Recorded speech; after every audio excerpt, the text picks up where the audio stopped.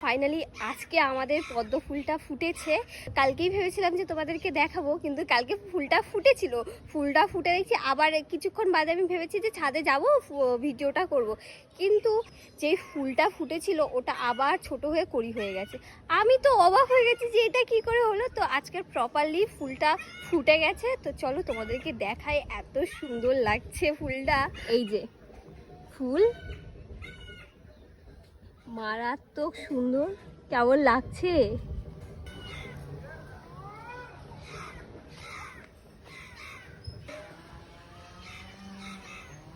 দারুণ। যাব আমি যতদিন মানে যতবার ছাদে উঠি একটা পুচকে আছে, ও আমাকে এই ছাদ থেকে রোজ ইশারায় ডাকবে, প্রত্যেকটা দিন তাই করে। আজকে দেখো দাঁড়িয়ে রয়েছে, ওই যে এই যে টাটা বাই বাই। তো দেখলেই তো ফুলটা ফুটে গেছে, তো আজকে আর তুলবো না ফুলটা, যেহেতু আজকে ঘরের পুজো দেওয়া হয়ে গেছে। কাল ফুলটাকে তুলবো, তখন ঠাকুরকে দেব। কেমন লাগলো এই ছোট্ট ভিডিওটা।